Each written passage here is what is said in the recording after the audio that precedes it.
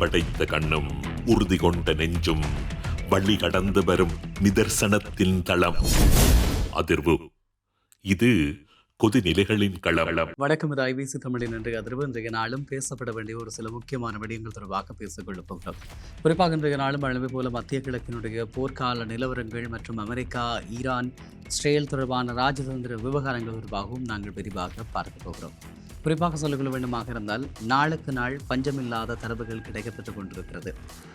அதிர்ச்சியின் உச்சத்தில் இருக்கக்கூடிய பல முடிவுகள் எடுக்கப்படுகிறது. உள்ளுக்குள்ளே பல ஆயுத ஒப்பந்தங்கள் இடம்பெற்றுக் கொண்டிருக்கிறது. குறிப்பாக இஸ்ரேலை அழித்தே தீர்வோம் என்கின்ற நோக்கில் ஈரான் தொடர்ந்து செயற்படுவதாகவும் ஈரானுடைய இராணுவ வலிமையை மீண்டும் மீள கட்டமைத்திருப்பதாகவும் சொல்லப்படுகிறது. குறிப்பாக 800 பாலிஸ்டிக் மிசைல்கள் தயாரிக்கக்கூடிய அளவுக்கு, அதாவது செயற்படுத்தக்கூடிய அளவிலான திடவ எரிபொருட்களை ஈரான் ரகசியமாக கொள்வனவு செய்திருக்கக்கூடிய விவகாரமாக இருக்கலாம், அல்லது ஈரான் தன்னுடைய சொந்த நாட்டிலே உற்பத்தி செய்திருக்கக்கூடிய புதிய தலைமுறை ஆயுதங்களாக இருக்கலாம். இப்படி பல விடயங்களை சொல்ல முடியும். மறுபுறமாக அமெரிக்காவை பொறுத்தவரை 42க்கும் அதிகமான போர் விமானங்களை தொலைத்து நிற்கிறது. அது மாத்திரமல்லாமல் இன்னும் சொல்லிக்கொள்ள வேண்டுமாக இருந்தால் ராஜதந்திர ரீதியான தோல்விகள், இன்னும் அவர்களுடைய ஏவுகணைகளுடைய பற்றாக்குறை, இப்படி நிறைய பிரச்சனைகள் பேசுபொருளாகவும் கனதியான விடயங்களாகவும் மாறி இருக்கக்கூடிய நிலையில் கடந்து வந்திருக்கக்கூடிய இந்த 24 மணி காலங்களில் என்ன நடந்திருக்கிறது? இந்த விடயங்கள் தொடர்பாக சற்று விரிவாகவும் ஆழமாகவும் பார்க்கலாம்.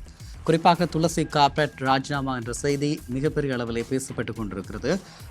அவர் தன்னுடைய ராஜினாமாவைக்கான காரணமாக சொல்லியிருக்கக்கூடிய விடயம், தனது கணவருக்கு ஏற்பட்டிருக்கக்கூடிய அரிய வகை எலும்பு புற்றுநோய் பாதிப்பு காரணமாக அவரை கவனித்துக் கொள்வதற்காக பதவியிலிருந்து விலகுவதாக துளசி கப்பாட் அறிவித்திருக்கிறார்.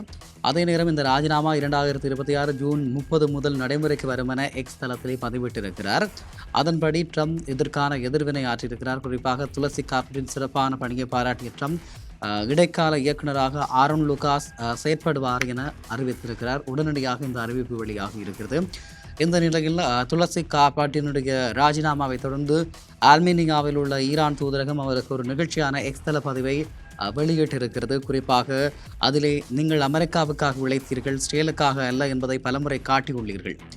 ட்ரம்ப் வெறுத்த போதிலும் ஈரான் பற்றிய உண்மைகளை நீங்கள் பேசியிருக்கிறீர்கள் என்று ஈரானிய தூதரகம் பாராட்டியிருக்கிறது. மேலும் அவரது கணவர் விரைவில் குணமடைய வாழ்த்துக்களையும் தெரிவித்திருக்கிறார்கள் என்பதை சொல்லிக்கொள்ளக்கூடியதாக இருக்கிறது. அதே நேரத்தில் அதிகாரபூர்வமாக குடும்பக்காரன் கூறப்பட்டாலும் ராய்ட்டர்ஸ் செய்தி நிறுவனத்தின் செய்திப்படி வெள்ளை மாளிகையை அவரை பதவியிலிருந்து கட்டாயப்படுத்தி வெளியேற்றியதாக கூறப்படுகின்றமையும் குறிப்பிடத்தக்கதாக இருக்கிறது. அதே நேரத்தில் ஈரான் மீதான அணுகுமுறை, ஈரான் அணு ஆயுத விவகாரத்தில் ட்ரம்பை விட துளசி காப்பாட் மென்மையான போக்கை கொண்டிருந்தார் என கடந்த மார்ச் மாதமே ட்ரம்ப் குறிப்பிட்டிருந்த விடயமும் இங்கு பேச வேண்டிய விடயமாக இருக்கிறது. அதே நேரம் வெளியாக இருக்கக்கூடிய தரவுகளின் அடிப்படையில் கிடைக்கப்பெறுகின்ற உளவுத்துறை அறிக்கைகளின் பிரகாரம் கடந்த மாதம் இடம்பெற்றிருக்கக்கூடிய செனட் கமிட்டி விசாரணையில் கடந்த ஆண்டு நடந்த வான்வெளி தாக்குதல்களால் ஈரானின் அணுசக்தி செறிவூட்டல் திட்டம் முற்றிலும் அளிக்கப்பட்டது. அதை மீண்டும் ஈரான் எந்த முயற்சியும் செய்யவில்லை என உளவுத்துறையினுடைய மதிப்பீட்டை துளசி கப்பாட் முன்வைத்திருந்தார். ஆனால் வெள்ளை மாளிகையோ ஈரான் உடனடி அணு ஆயுத அச்சுறுத்தலாக விளங்குவதாக கூறி போர் நடவடிக்கைகளை நியாயப்படுத்தியது. இந்த முரண்பாடை துளசி கப்பாட் மற்றும் வெள்ளை மாளிகைக்கு இடையேயான பதற்றமான சூழலை உருவாக்கியதாக சொல்லப்படுகிறது.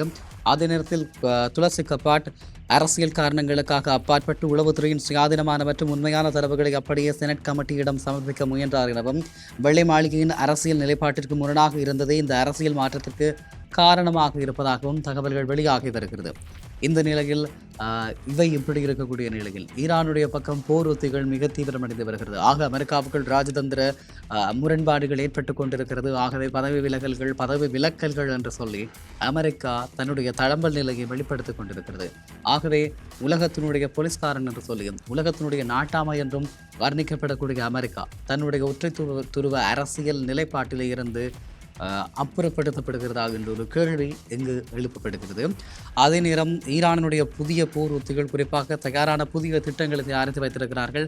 அமெரிக்கா மற்றும் இஸ்ரேலுடைய எந்த ஒரு இராணுவ நடவடிக்கையும் எதிர்கொள்ள புதிய இலக்குகள், நவீன உபகரணங்கள் மற்றும் புதிய போர் உத்திகளை ஈரான் இராணுவம் தயார் செய்திருப்பதாக தகவல்கள் வெளியாகி வருகிறது. அதே நேரத்தில் இதற்கு முந்தைய மோதல்களில் ஈரான் தனது முழு இராணுவ பலத்தையும் பயன்படுத்தவில்லை என இஸ்லாமிய புரட்சிகர காவல் படை தெரிவித்திருக்கிறது. இனிவரும் போர்களில் ஈரான் எவ்வித நிதானத்தையும் காட்டாது எனவும் பதிலடி மிக கடுமையாக இருக்கும் எனவும் எச்சரிக்கப்பட்டிருக்கின்றதும் குறிப்பிடத்தக்கதாக இருக்கிறது. அதே நேரத்தில் பிராந்தியத்தை தாண்டி ஒரு போர் அச்சம் நிலவி இருக்கிறது. அடுத்த போர் மூண்டால் அது மத்திய கிழக்கு பிராந்தியத்தையும் தாண்டி சர்வதேச அளவில் அமெரிக்காவின் பிற சொத்துக்கள் மற்றும் நட்பு நாடுகளையும் இலக்கு வைக்கப்படும் என ஈரான் எச்சரித்திருக்கிறது. அதே நேரத்தில் பதற்றமான சூழ்நிலையை கருத்தில் கொண்டு ஈரான் நாட்டினுடைய மேற்கு பகுதி வான்வெளியை தற்காலிகமாக மூடியிருக்கிறது. இந்த புதிய அறிவிப்பின்படியாக திங்கட்கிழமை காலை வரை பகல் நேர விமானங்களை தவிர மற்ற போக்குவரத்துகளுக்கு இந்த வான்வெளி தடை விதிக்கப்பட்டிருக்கக்கூடிய விடயம் கவனிக்கத்தக்கதாக இருப்பதாக சொல்லப்பட்டிருக்கிறது. இந்த நிலையில் ரகசிய ஆயுத குவியல் ரஷ்ய ஊடகமான ரியா நோவஸ்தி தகவலின்படி ஈரான் இதுவரை போரில் பயன்படுத்தாத உள்நாட்டிலேயே தயாரிக்கப்பட்ட அதிநவீன அடுத்த தலைமுறை ரகசிய ஆயுதங்களை தயார் நிலையில் வைத்திருப்பதாக சொல்லப்பட்டிருக்கிறது.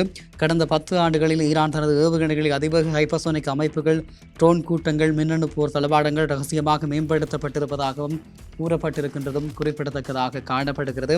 அதே நேரத்தில் அமெரிக்காவை தாக்கும் ஏவுகணை அச்சுறுத்தலும் விடுக்கப்பட்டிருக்கிறது என்ற செய்தி நாங்கள் நேற்றைய தினமும் பார்த்திருந்தோம். குறிப்பாக அமெரிக்காவினுடைய வாஷிங்டன் மற்றும் நியூயார்க் போன்ற முக்கிய நகரங்களை நேரடியாக தாக்கும் திறன் கொண்ட 500 கண்டம் விட்டு கண்டம் பாயும் ஏவுகணைகள் ஈரான் தயார் செய்து வைத்திருப்பதாக உள்ளூர் ஊடகங்கள் குறிப்பிட்டிருக்கிறது. அதே நேரத்தில் மலைகளுக்கு அடியில் நூற்றுக்கணக்கான மீட்டர் ஆழத்தில் ஈரான் பிரம்மாண்டமான நிலத்தடி இராணுவ தளங்களை அமைத்திருக்கிறது. இங்கு ஷஹாப் 3, செஜில் மற்றும் கொரம்ஷார் போன்ற 2000 கிலோமீட்டர் தூரம் வரை பாயும் ஏவுகணைகள் சேமிக்கப்பட்டிருப்பதாக சொல்லப்பட்டிருக்கிறது. இப்படியான ஒரு சூழ்நிலையில் ஈரானுடைய இந்த ஏவுகணை வளர்ச்சிக்கு சீனா மற்றும் வடகொரியா ஆகிய நாடுகள் பல தசாப்தங்களாக தொழில்நுட்ப ஆதரவு வழங்கி வருவதாக கூறப்படுகிறது. குறிப்பாக வடகொரியாவினுடைய கவாசாங் 15 ஏவுகணையுடைய பூஸ்டர் தொழில்நுட்பம் ஈரானுக்கு மாற்றப்பட்டிருக்கலாம் என சந்தேகிக்கப்படுகிறது. இந்த பின்னணியில் இராணுவ அச்சுறுத்தல்களுக்கு மத்தியில் அமைதிக்கான மறைமுக பேச்சுவார்த்தைகளும் தீவிரமாக நடந்து வருகிறது. ஈரானிய வெளியுறவு அமைச்சர் அப்பாஸ் அரச்சி பாகிஸ்தான் உள்துறை அமைச்சர் மோசின் நக்வியை சந்தித்து பேசியிருக்கிறார். அமெரிக்கா மற்றும் இஸ்ரேல் தரப்பிலிருந்து வாஷிங்டனின் தூதை நக்வி ஈரானிடம் ஒப்படைத்ததாக கூறப்படுகிறது. அதே நேரத்தில் ஹார்முஸ் ஜலசந்தி வழியாக செல்லும் கப்பல்களுக்கு கண்டனம் விதைக்கும் திட்டம் குறித்து ஓமான் நாட்டுடன் ஈரான் ஆலோசித்து வருவதாக சொல்லப்படுகிறது. அமெரிக்கா மற்றும் இஸ்ரேலினுடைய முந்தைய தாக்குதல்களுக்கு பிறகு ஈரான் தனது இராணுவ பலத்தை ஏவுகணைகள் மற்றும் ட்ரோன்கள் மூலமாக பல மடங்கு அதிகரித்திருக்கிறது. தற்போதைய வான்வழி மூடல் மற்றும் ராஜேந்திர நகர்வுகள் மத்திய கிழக்கில் எந்த நேரத்திலும் ஒரு பெரிய போர் வெடிக்கலாம் என்ற அச்சத்தை உலக நாடுகளிடையே ஏற்படுத்தி இருக்கிறது. உண்மையில் சாதாரண நாட்களில் இந்த வான்வழி மூடுகின்ற நடவடிக்கை இடம்பெறாது. ஆகவே ஒரு போருக்கான திட்டத்தை அல்லது வலிந்து தாக்குகின்ற திட்டத்தை ஈரான் முன்னெடுக்க முடியும். உண்மையில் என்னதான் ஆயுத பலம் இருந்தாலும் ஈரான் வலிந்து தாக்கமாக இருந்தால் அது தங்களுடைய தற்கொலைக்கு சமனானது என்றும் கூறப்படுகிறது. ஆகவே இந்த விவகாரத்தை எப்படி எடுத்து நோக்குவது, எப்படியாக முடித்துக் கொள்வது என்ற கேள்விகள் இருந்து கொண்டிருக்கிறது. ஆகவே உலகத்தினுடைய பல்வேறு துருவங்களிலும் முடிச்சு போடப்படுகின்ற இந்த யுத்தம் ஒரு உலக யுத்தமாக மாறுமா என்பதுதான் இப்போது இருக்கக்கூடிய கேள்வியாகும். நன்றி உறவுகளே, மற்றொரு இன்றைய அதிர்வினூடாக உங்கள் அனைவரையும் சந்திக்கிறேன். அதுவரை ஐபிசி தமிழ் நியூஸ் என்கின்ற எங்களுடைய யூடியூப் பக்கத்தை பின்தொடருங்கள்.